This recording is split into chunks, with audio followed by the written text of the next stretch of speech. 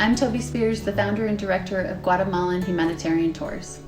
The cool thing about going on a service vacation with GHT is that you get to see the country and do good. The whole point is that each day we do a thought-provoking humanitarian service project. So we will be in our preschool, we will be preparing meals for our kiddos, we'll be working in the classrooms. We're in an orphanage delivering backpacks and school supplies and teaching materials. We have provided thousands of books to build libraries and promote reading and education. So we get to do all of that fun service work, and then we get to do adventure travel as well. So we are at the zip line, playing with the monkeys, meeting the butterflies, having butterflies fly all over, and we ride horseback up an active volcano and roast marshmallows on top.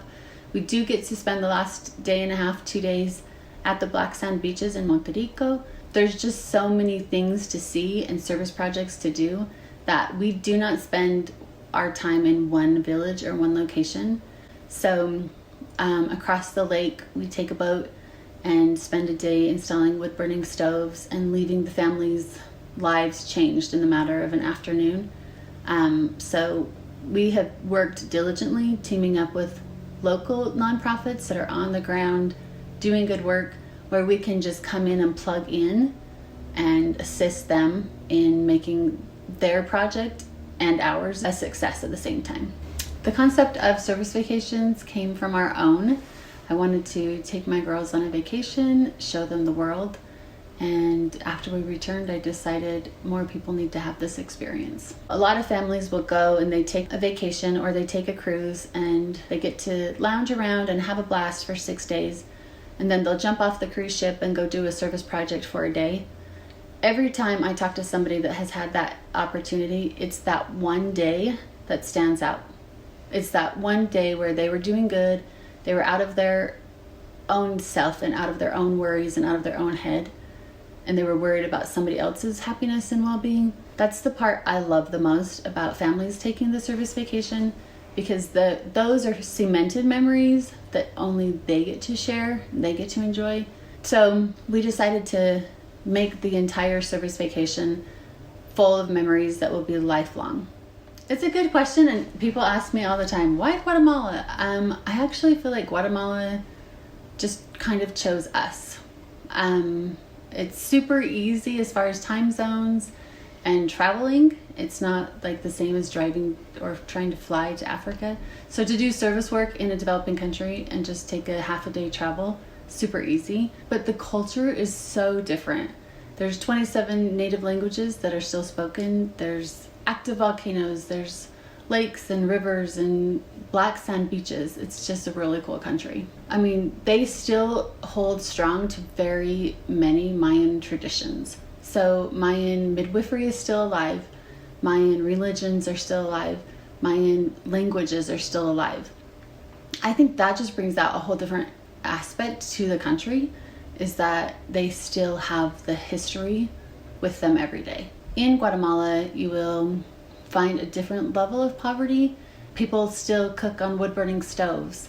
It's very normal to have water filters that you take water from the lake. Or it's very common to bathe in the lake where you get your drinking water. So there are just some intense differences, and that's why I chose Guatemala. I wanted it to be different. I wanted it to be a really eye-opening experience for everyone.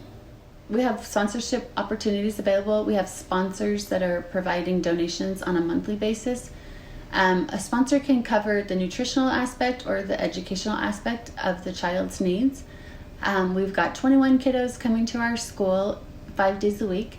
They come for breakfast, stay for preschool, and then stay for lunch. Our focus right now is on bilingual education. As of right now, a proficient English speaker in Guatemala City working in a call center will make more than a doctor who's gone to 8 years of school. What we're doing is really trying to teach them the language at a young age and provide nutrition at a young age so that their brains have time to develop, their bodies have time to develop, and that when they're ready for university, they get to go to university and the doors are opened to them. We have 40 volunteers working inside the preschool every single week.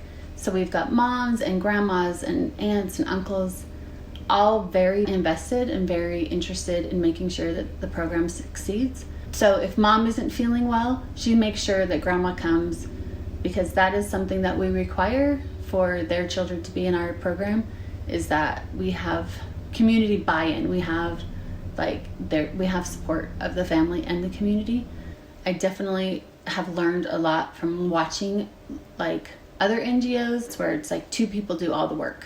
They're the cook and the chef and the cleaner, and then the other families are just the recipients of this good work. Everybody does what works for them, but that didn't work for me.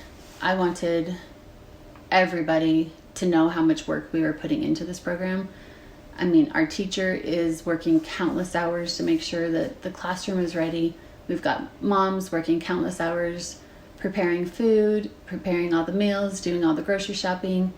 And so that was important that we had our entire community working together.